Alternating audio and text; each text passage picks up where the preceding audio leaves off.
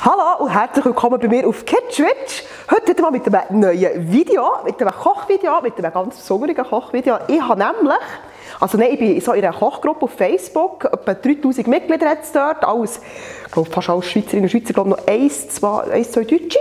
Und dort teilen wir einfach so Rezepte teilen und so weiter und so fort. Und wir haben dort ein Wichteln gemacht. Das heisst, ich habe ein Wichtel bekommen und jemand hat mehr als Person bekommen. Wir haben uns gegenseitig ein Rezept gewichtelt. Und ich habe so ein herziges Rezept bekommen von Claudia. Das Rezept ist von ihrer Großmutter und das finde ich so schön. Ich habe einfach so gerne so grosse Rezepte und habe sie wirklich gefragt, ob ich echt nicht das Video machen darf. Und sie hat gesagt, ja, ich darf das Video machen und darum kann ich jetzt das coole Rezept mit euch teilen. Und es ist ein Holzfällertopf.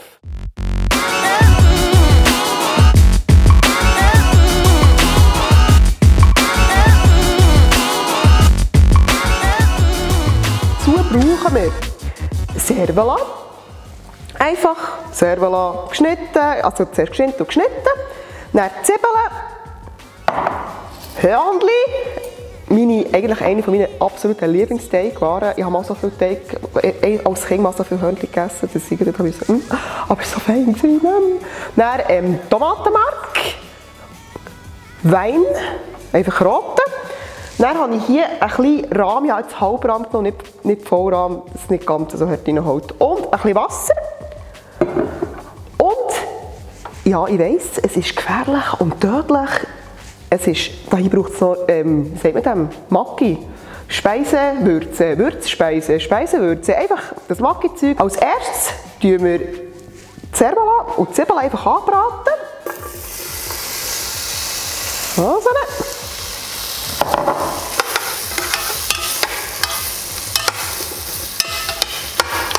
Und währenddem das hier am Bräterlein ist, gehe ich einfach die Hörnli weich kochen.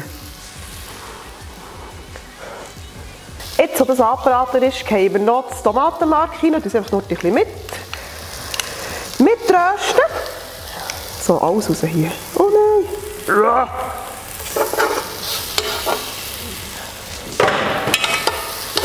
Mit Rotwein ablöschen. Jetzt kommt noch das Milch-Rahm-Gemisch rein.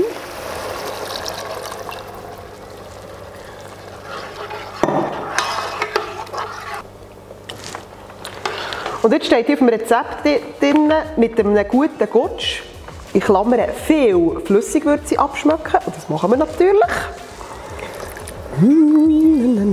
Kennen wir alles drin.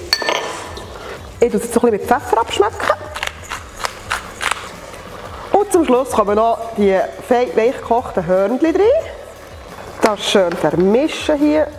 So, jetzt nur noch anrichten, einen guten, feinen Salat dazu servieren. Wir haben jetzt hier ein Töpfchen rausgeschöpft und jetzt geht das probieren.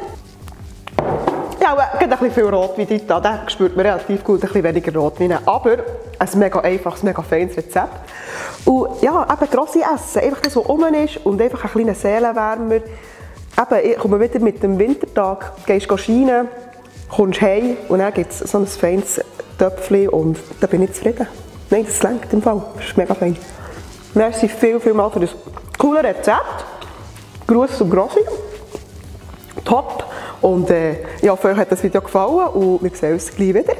Tschüss zusammen.